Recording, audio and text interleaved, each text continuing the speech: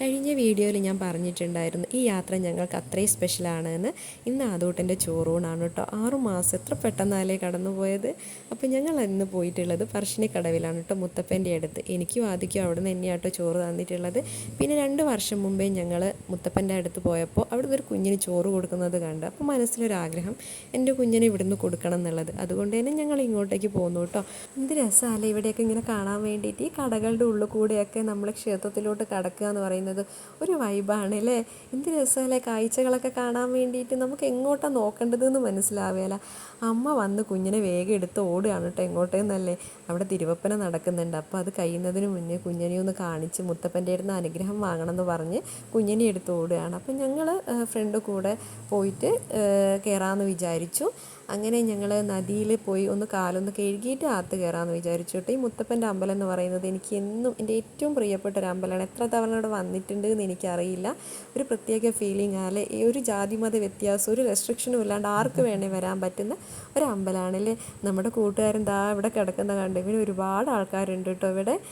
അങ്ങനെ ഞങ്ങൾ മുത്തപ്പൻ്റെ അമ്പലത്തിലോട്ട് കയറി. ഇന്ന് എന്താണെന്നറിയില്ല, ഇവിടെ കടലയാണ് കേട്ടോ. മമ്പയർ എനിക്ക് മിസ്സാവുന്നപ്പം മമ്പയർ ആയിരുന്നു ഉണ്ടാവുക, എന്താണെന്നറിയില്ല. അങ്ങനെ അച്ഛനും അമ്മ ഇതാ കുഞ്ഞിനെ കളിപ്പിച്ചുകൊണ്ടിരിക്കുക. ഞങ്ങളൊക്കെ ചോറൂണിന് ടോക്കന് വേണ്ടി കാത്തിരിക്കുക കേട്ടോ, വെയിറ്റിംഗ് ആണ്. അപ്പോൾ ഇതാ ഇങ്ങനെ അവനൊരു മടുത്തിട്ടുണ്ട് ഏകദേശം. അപ്പോൾ എല്ലാവരും എത്തിയിട്ടുണ്ട്. അധികം ആളൊന്നുമില്ല കേട്ടോ. എൻ്റെ അച്ഛനും അമ്മയും ആദീൻ്റെ അമ്മയും ഏട്ടനും മാത്രമേ ഉണ്ടായിരുന്നുള്ളൂ. ഇതാ അവന് ചോറ് കൊടുക്കുകയാണ് കേട്ടോ. അവൻ ആദ്യമായിട്ട് ആ ചോറ് വായിൽ വെക്കുമ്പോൾ നമുക്കൊരു പ്രത്യേക കാണുമ്പോൾ ഒരു സന്തോഷമാണ് കേട്ടോ.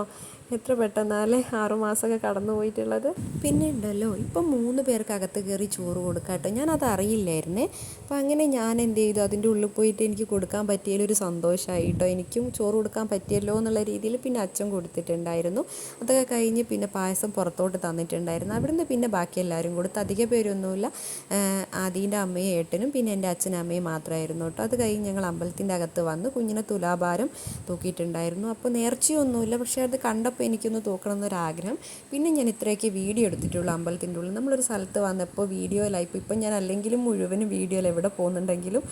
അപ്പോൾ അതുകൊണ്ട് അത് ഞാൻ അവിടെ നിർത്തി.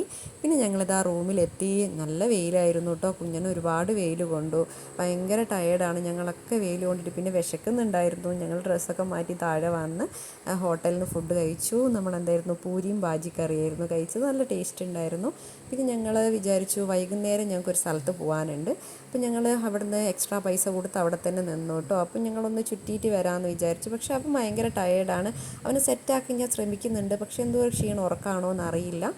ഇതാ ഞങ്ങളിങ്ങനെ ആദ്യനെയും കാത്തിരിക്കുകയാണ് കേട്ടോ. ആദ്യം കാർ എടുക്കാൻ വേണ്ടി പോയിട്ടുള്ളതാണ്. അപ്പോൾ പാർട്ട് 2 ഇത്രയേ ഉള്ളൂ. പാർട്ട് 3 അടുത്ത വീഡിയോയിൽ ചെയ്യും. ഇങ്ങനെ പാർട്ടായിട്ട് ഇടുന്നത് അധികം ലെങ്ത് ആവേണ്ടെന്ന് വിചാരിച്ചിട്ടാട്ടോ വീഡിയോ. അപ്പോൾ ഞാൻ ഈ ഇടുന്ന വീഡിയോ നിങ്ങൾക്ക് ഇഷ്ടപ്പെട്ടിട്ടുണ്ടെങ്കിൽ സബ്സ്ക്രൈബ് ചെയ്യുക, ലൈക്ക് അടിക്കുക, കമൻറ്റ് ഇടുക. Okay, by.